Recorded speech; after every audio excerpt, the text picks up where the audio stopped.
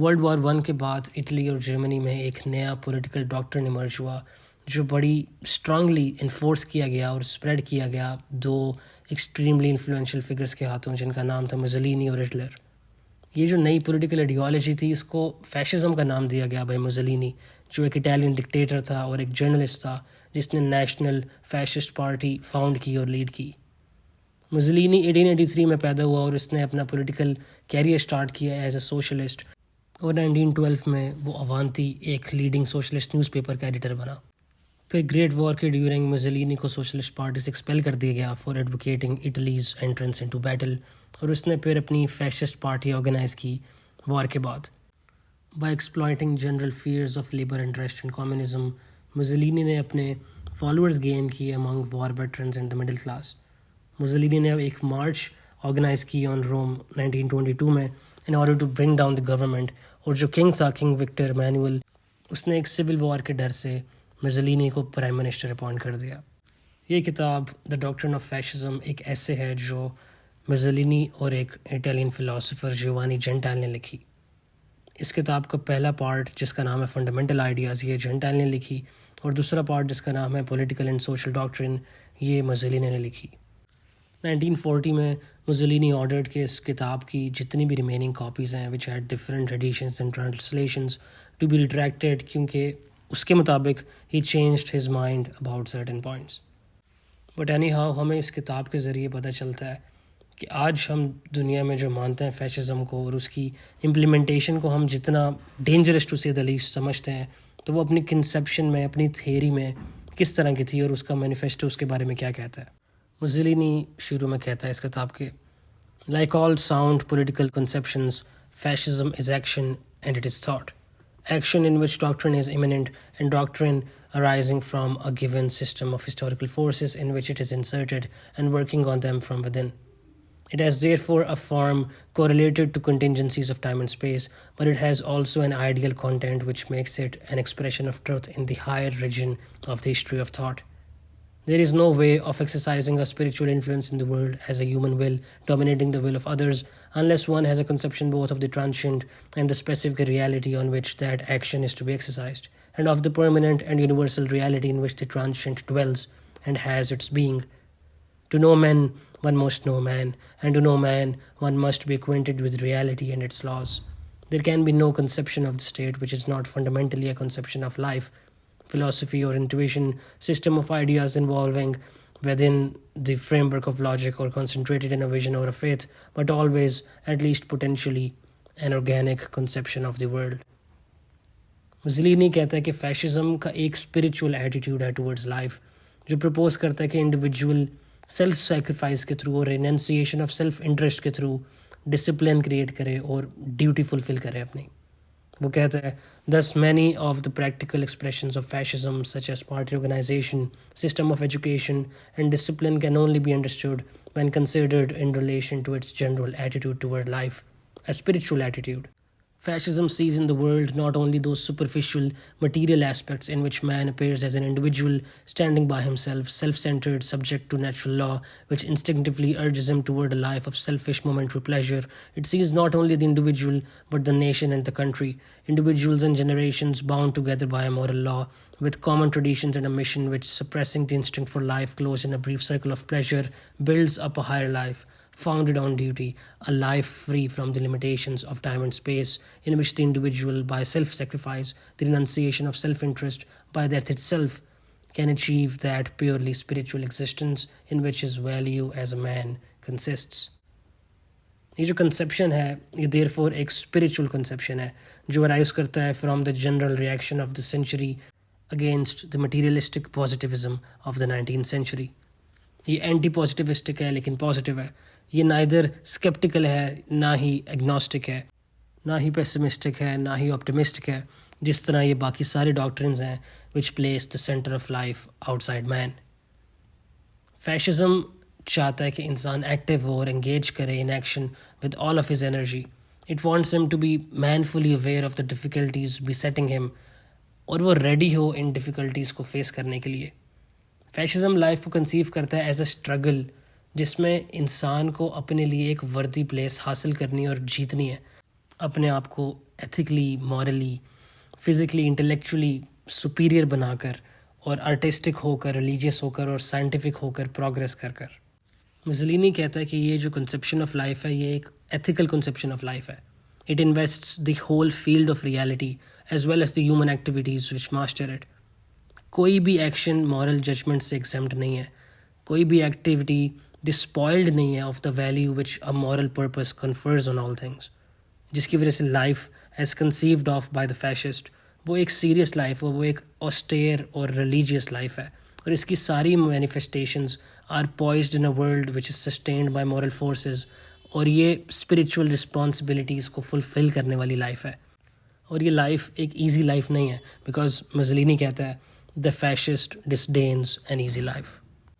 जिस सेंस में मुसलिनी इस फैशिस्ट लाइफ को एक रिलीजियस लाइफ कह रहा है, वो इस सेंस में नहीं कह रहा कि man is connected to a higher entity which it worships, लेकिन वो इस रिलेशन में कह रहा है कि man is connected with a higher law, endowed with an objective will जो ट्रांसेंड करती है इंडिविजुअल विल को, और वो उसको रेज करती है to conscious membership of a spiritual society. वो कहता है in the fascist conception of history, man is man only by virtue of the spiritual process to which he contributes as a member of the family, the social group, the nation, and in function of history to which all nations bring their contribution. Hence the great value of tradition and records, in language and customs, in the rules of social life. Outside history, man is a non-entity. Fascism is therefore opposed to all individualistic abstractions based on 18th century materialism, and it is opposed to all Jacobinistic utopias and innovations. It does not believe in the possibility of happiness on earth as conceived by the economistic literature of the 18th century, and it therefore rejects the theological notion that at some future time the human family will secure a final settlement of all its difficulties. This notion runs counter to experience, which teaches that life is in continual flux and in process of evolution. In politics, fascism aims at realism. In practice, it desires to deal only with those problems which are the spontaneous product of historic conditions and which find or suggest their own solutions. Only by entering into the process of reality and taking possession of the forces at work within it can man act on man and on nature. तो ये जो fascist conception of life है ये anti individualistic है, और ये state की importance को स्ट्रेस करता है और इंडिविजुअल को तभी एक्सेप्ट करता है जब उसके इंटरेस्ट स्टेट के इंटरेस्ट से कोइंसाइड करते हो, which stands for the conscience and the universal. ये क्लासिक लिबरलिज्म को अपोज करता है, which arose as a reaction to absolutism and exhausted its historical function, जब स्टेट जो थी it became the expression of the conscience and the will of the people. Liberalism ने deny किया state को in the name of the individual, और fascism ने इसको रीअसर्ट किया, इसको रिवर्स कर दिया। जो फैशिस्ट कंसेप्शन ऑफ स्टेट है वो ऑल एम्ब्रेसिंग है, उससे बाहर कोई भी ह्यूमन या स्पिरिचुअल वैल्यूज एग्जिस्ट नहीं करती और वैल्यू भी नहीं रखती। तो इसीलिए फैशिज्म टोटलिटेरियन भी है, और जो फैशिस्ट स्टेट है जो एक सिंथेसिस है, एक यूनिट है इंक्लूसिव ऑफ ऑल वैल्यूज़, वो इंटरप्रेट करता है, डेवलप करता है the whole life of a people और उसको गवर्न भी करता है। मुसलिनी कहता है कि फैशिस्ट स्टेट जो है वो प्रोग्रेसिव है और वो पावर का नाम है जो अपनी विल फुलफिल करती है। वो कहता है a nation as expressed in the state is a living ethical entity only in so far as it is progressive in activities that therefore the state is not only authority which governs and confers legal form and spiritual value on individual wills, but it is also power which makes its will felt and respected beyond its own frontiers, thus affording practical proof of the universal character of the decisions necessary to ensure its development. This implies organization and expansion, potential if not actual. Thus, the state equates itself to the will of man, whose development cannot be checked by obstacles and which, by achieving self-expression, demonstrates its infinity. The fascist state as a higher and more powerful expression of personality is a force but a spiritual one. It sums up all the manifestations of the moral and intellectual life of man. Its functions cannot therefore be limited to those of enforcing order and keeping the peace, as the liberal doctrine had. It is no mere mechanical device for defining the sphere within which the individual may duly exercise his supposed rights. The fascist state is an inwardly accepted standard and rule of conduct, a discipline of the whole person. It permeates the will no less than the intellect. It stands for a principle which becomes the central motive of man as a member of civilized society, sinking deep down into his personality. It dwells in the heart of the man of action and of the thinker, of the artist and of the man of science, soul of the soul. Fascism, in short, is not only a lawgiver and a founder of institutions, but an educator and a promoter of spiritual life. It aims at refashioning not only the forms of life, but their content, man, his character, and his faith.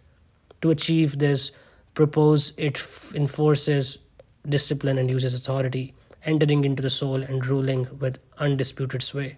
Therefore, it has chosen as its emblem the lictor's rods, the symbol of unity, strength, and justice. Mussolini ये भी कहता है कि सारे doctrines जो piece को postulate करते हैं वो फैशिज्म के साथ इनकम्पैटिबल हैं.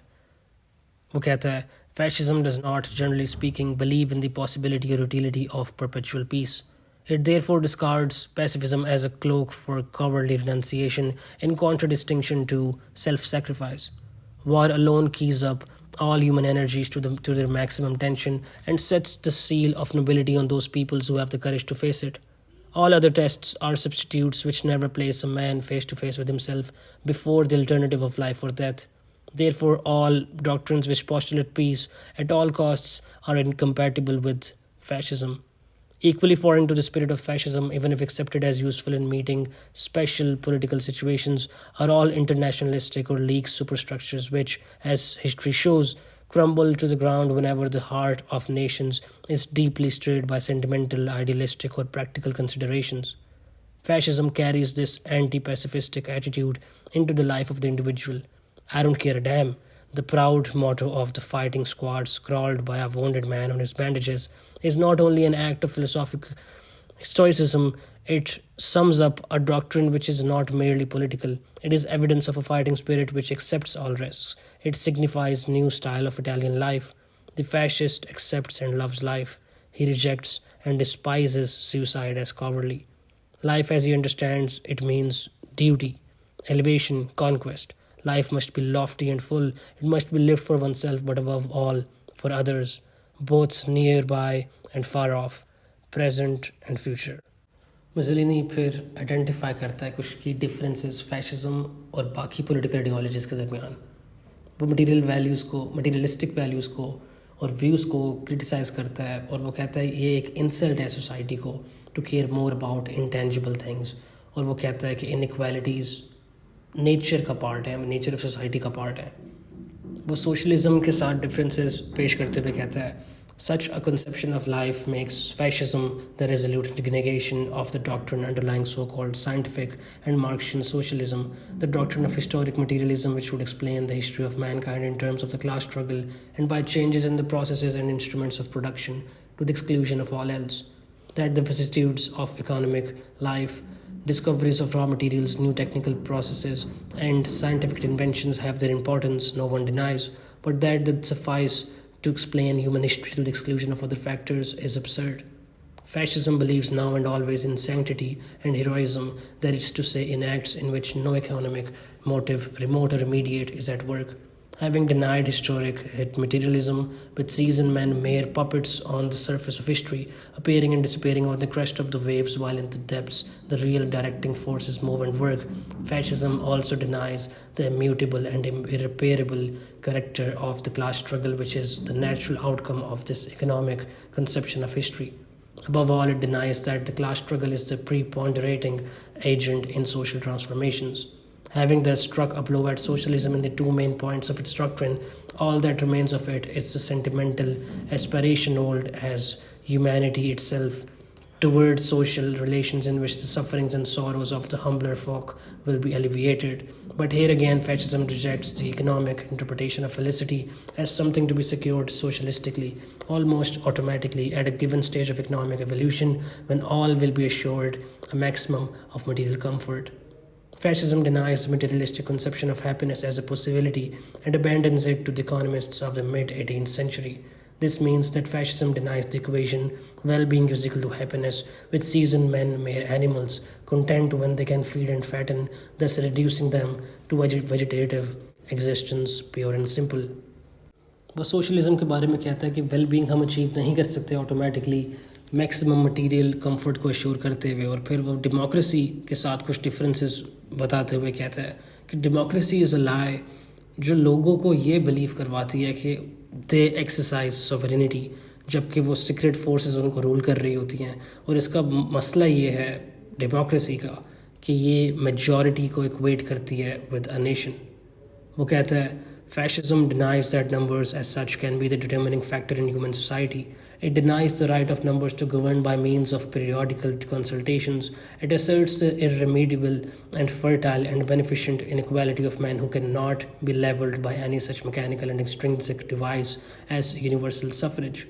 Democratic regimes may be described as those under which the people are, from time to time, deluded into the belief that they exercise sovereignty, while all the time real sovereignty resides in and is exercised by other and sometimes irresponsible and secret forces. Democracy is a kingless regime infested by many kings who are sometimes more exclusive, tyrannical, and destructive than one, even if he be a tyrant. Fascism is therefore opposed to that form of democracy which equates a nation to the majority, lowering it to the level of the largest number, but it is the purest form of democracy if the nation be considered as it should be from the point of view of quality rather than quantity, as an idea the mightiest because the most ethical, the most coherent, the truest, expressing itself in a people as the conscience and will of the few, if not indeed of one, and ending to express itself in the conscience and the will of the mass, of the whole group, ethnically molded by natural and historical conditions into a nation, advancing as one conscious and one will along the same line of development and spiritual formation. Not a race nor a geographically defined region, but a people historically perpetuating itself, a multitude unified by an idea and imbued with the will to live, the will to power, self consciousness, personality. फिर Mussolini कहता है कि fascism कुछ positive elements liberalism के और socialism के और democracy के, इन पॉजिटिव एलिमेंट्स को कंबाइन करता है।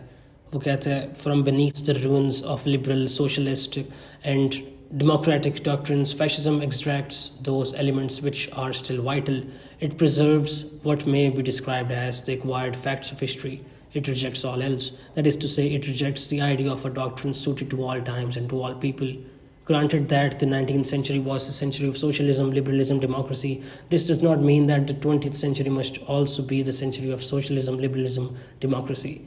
Political doctrines pass, nations remain. We are free to believe that this is the century of authority, a century tending to the right, a fascist century.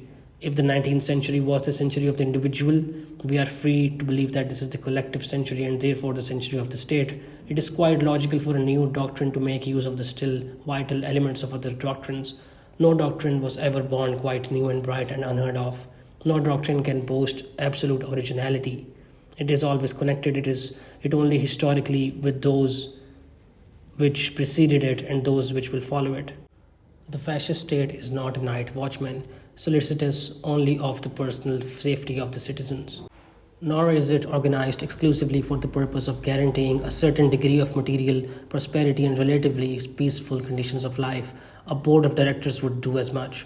Neither is it exclusively political, divorced from practical realities and holding itself aloof from the multifarious activities of the citizens and the nation. The state, as conceived and realized by fascism, is a spiritual and ethical entity for securing the political, judicial, and economic organization of the nation, an organization which in its origin and growth is a manifestation of the spirit. The state guarantees the internal and external safety of the country, but it also safeguards and transmits the spirit of the people, elaborated down the ages in its language, its customs, its faith. The state is not only the present, it is also the past and above all the future. Transcending the individual's brief spell of life, the state stands for the immanent conscience of the nation. The forms in which it finds expression change, but the need for it remains. The state educates the citizens to civism, makes them aware of their mission, urges them to unity. Its justice harmonizes their divergent interests. It transmits to future generations the conquests of the mind in the fields of science, art, law, human solidarity. It leads men up from primitive tribal life to that highest manifestation of human power, imperial rule. The state hands down to future generations the memory of those who laid down their lives to ensure its safety or to obey its laws. It sets up as examples and records for future generations, for future ages, the names of the captains who enlarged its territory and of the men of genius who have made it famous. Whenever respect for the state declines and the disintegrating and centrifugal tendencies of individuals and groups prevail, nations are headed for decay. Lastly, Mussolini states that it is imperialistic in nature. He says the fascist state expresses the will to exercise power and to command. Here, the Roman tradition is embodied in a conception of strength. Imperial power, as understood by the fascist doctrine, is not only territorial or military or commercial, it is also spiritual and ethical. An imperial nation, that is to say, a nation which directly or indirectly is a leader of others, can exist without the need of conquering a single square mile of territory. Fascism sees in the imperialistic spirit, that is, in the tendency of nations to expand, a manifestation of their vitality. In the opposite tendency, which would limit their interests to the home country, it sees a symptom of decadence. Peoples who rise or re-arise are imperialistic. Renunciation is characteristic of dying peoples. The fascist doctrine is that best suited to the tendencies, feelings of a people which, like the Italian, after lying fallow during centuries of foreign servitude, are now reasserting itself in the world.